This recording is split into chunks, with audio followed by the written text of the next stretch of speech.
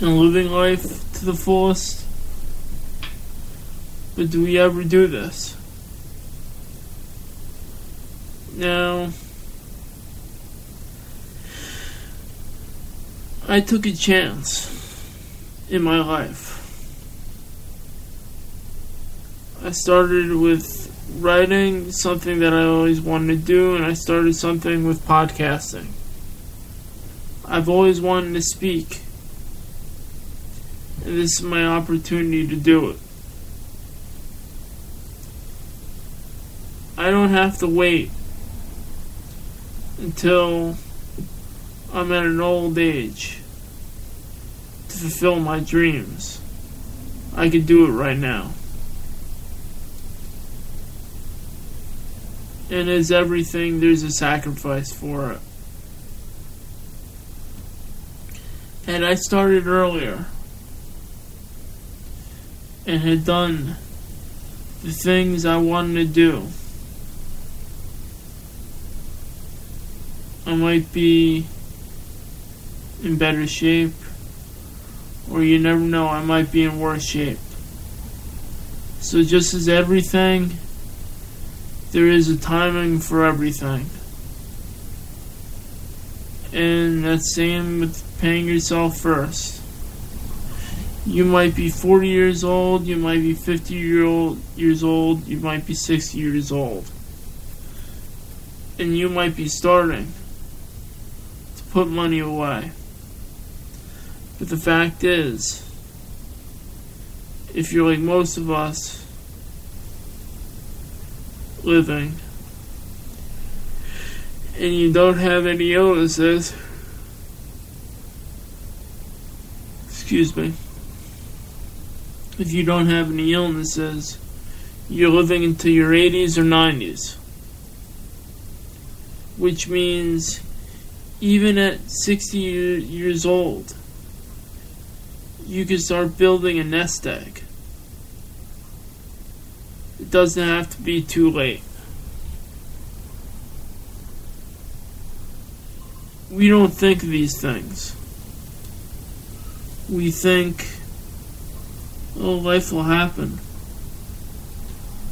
But life continues. Life continues and life builds. It builds for the moments that we need it the most. Now, I will discuss more and I will wrap up this podcast after the break. How do you save money? In my first book, I taught you why we go broke. If you read my book, you understand that there are many ways we can go broke, and you will understand that you need to understand about saving money, or at least not spending more than you make. If you're picking up this book because you need more tips on how to reinforce your saving skills, then this book is for you. I first want to tell you my story and enforce to you why saving is important. I didn't take the advice when I was younger. I read a book that said at least 10% needs to be saved for retirement or to be saved in The Richest Man of Babylon. There is one major rule with saving money, and that is you want to spend less than you make and have your money work for you. Many people feel the 401k or Social Security will be good for them, but that is not enough. This is why the second rule is having your money make more money. What happens if there are problems? Let's say you get laid off from your job, your car breaks down, or something in your house breaks down. There are cases where you need an emergency fund saved up. There are many tricks in saving money, and there are many tips to put your money aside for a rainy day. The trick is not to touch it and let it build up. There are more tips. I only gave you a few. It is only up to you to do this. One final tip along your saving travels, and that is you can live your life day to day, or you can plan for the future and relax a little. That was How to Save Your Money, written by Joseph Vivaldi, narrated by Ken Aiken, and that is now available on Audible, Amazon, and iTunes. That is also available on paperback and on the Amazon Kindle. Back to the podcast. I'm back. And I'm going to talk about a few things. I'm going to talk about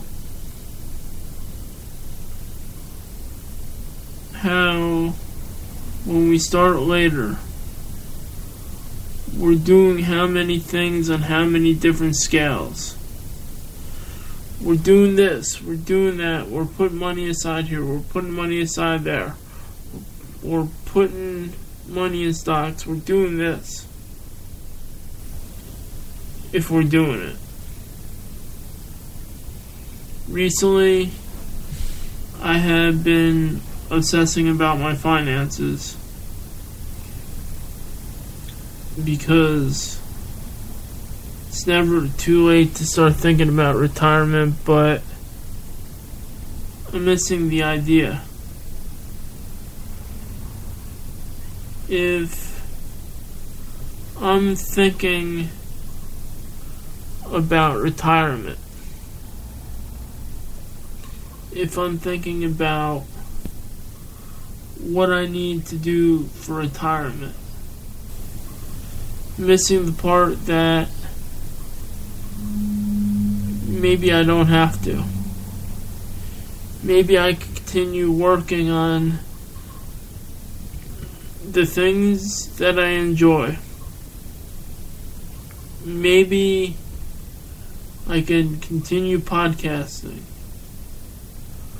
or continue writing or doing those things that I truly enjoy. Isn't that what life is all about? Enjoying the things that you'd like to do. Many of us don't have a blueprint for life. Many of us aren't taught those skills. Many of us live day to day and don't know what they truly have in them. And many of us fall victim to life. Rather, many kill for money. Many do bad things in the name of money to get it. Many of us. Now, people,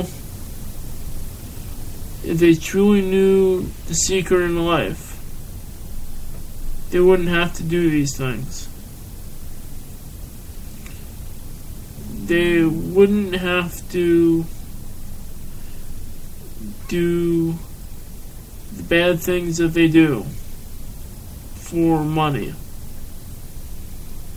or because they don't like anybody. Now, wealth may be the easiest thing to create. We need other people's help in order to get there.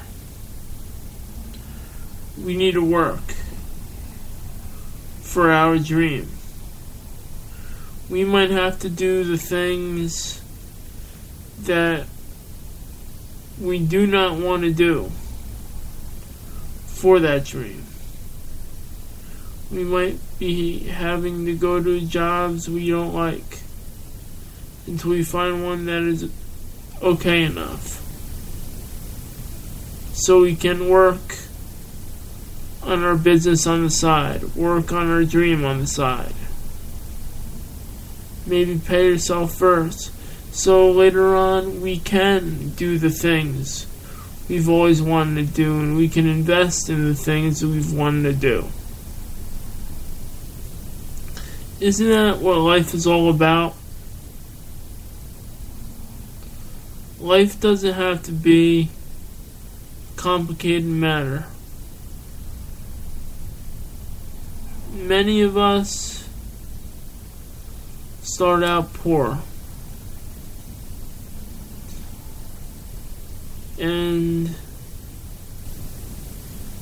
maybe our family helps us out a little bit. But we don't see the rewards until maybe it's too late in life. We don't see the inheritance until later in life. Or vice versa. But you know what?